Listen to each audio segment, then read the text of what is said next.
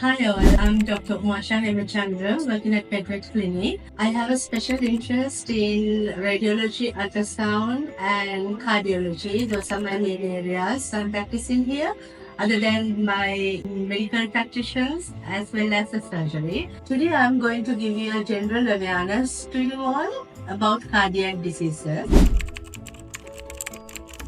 Cardiac diseases can happen in very young age and in the middle age as well as the pediatric age. With some clinical signs of your pet, you can identify or you can suspect a cardiac disease. Then you can just consult your general veterinary practitioner and he will guide you to a cardiac special person. Now I'm going to tell you how you identify a patient with suspecting a cardiac illness. Always with the cardiac illness, your pet may have breathing difficulty or panting or high respiratory count. When you just keep your hand on the chest left side, you can notice like the heartbeat is rapidly bouncing. So that makes sense, and you may need to go to your general veterinary practitioner. Other than that, you may notice in a pediatric patient the sudden collapse, cough, and losing body weight, and lethargy, and loss of appetite. And sometimes in some cases that general abdominal swelling also will be happening. In pediatric patients, puppies and kittens, so that's also not uncommon. You may notice sometimes they are having like stunted growth and high heart rate and high respiratory rate and lethargy. So you can put your own fingers onto the cardiac area, the heart area, and you can just palpate the heartbeat.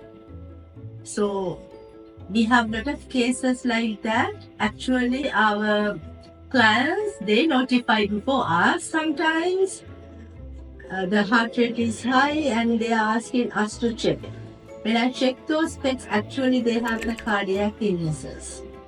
That is the main pathway to basically to diagnose in a very early condition. That will make a very good lifespan to your loving pet. Because the cardiac problems now, they have very good medications in Sri Lanka where we can just maintain the condition very well. And then sometimes if you come with at the last stage, like when the congestive heart failure comes, it is really difficult us to manage because congestive heart failure in the last stages like that pet can die, sudden death can happen. Once you note such clinical signs, you can go to your general practitioner and they can lead you to a doctor who has special interest in cardiology. I have to add a special note in this condition, especially if your patient is going for a surgical procedure. If you're like a very much old pediatric patient or having a very weak growth or just like poor body condition or any kind of a lethargic patient.